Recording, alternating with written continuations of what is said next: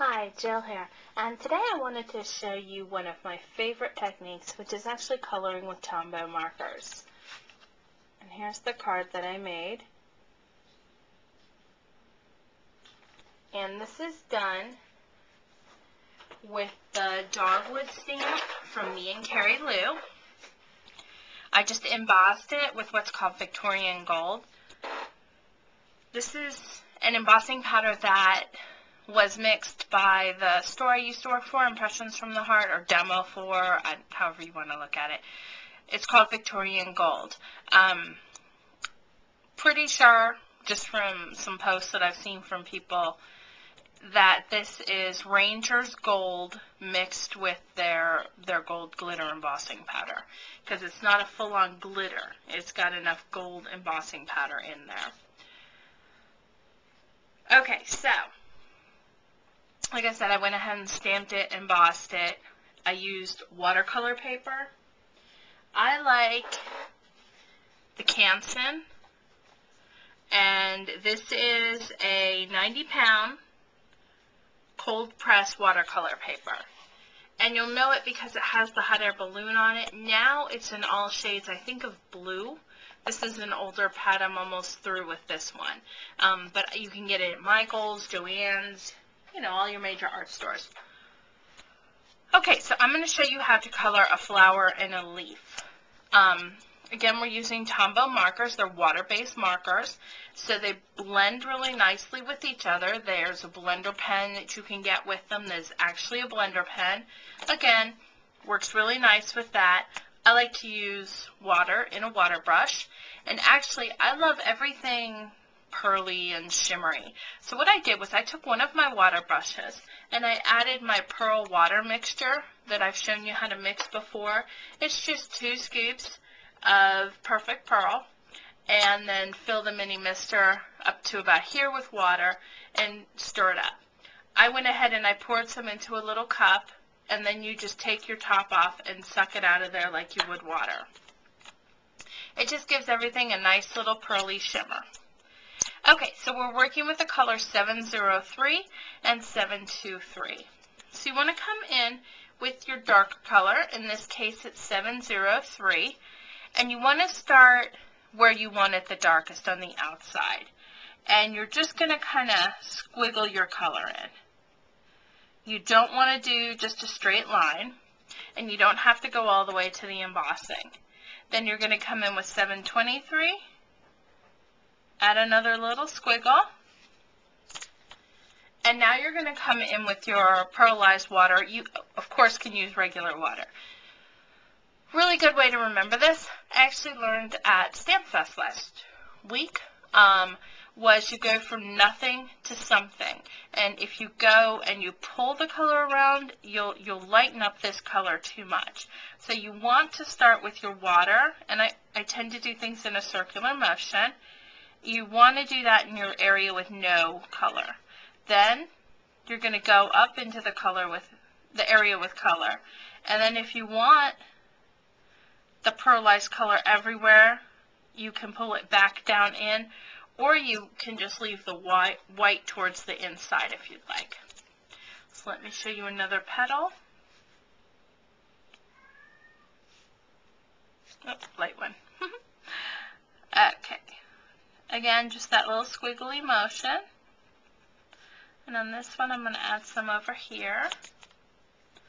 Add the light to it. And I know the artist that does everything for Me Carrie Lou likes to leave white. I think with the roses, it's great. In this dogwood, I left some white spots more towards the center. But I was going for a more all-over pink. But if you want to leave it white, see, you just don't pull down as far. Okay, so now I got that color in there. I'm going to wipe off my brush, and I'm doing this off screen just on an old towel. And we have time for one more. So one last one. Squiggly.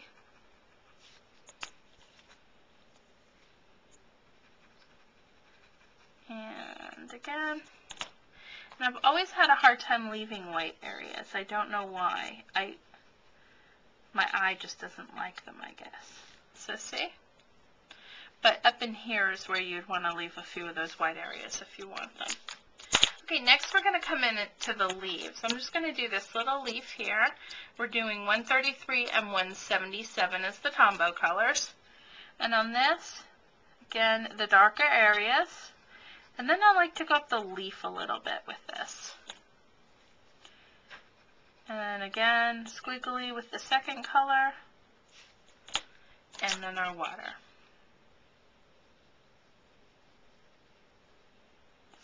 And get all of the areas wet. That's what gives it the watercolor look, and that's what causes it to bleed.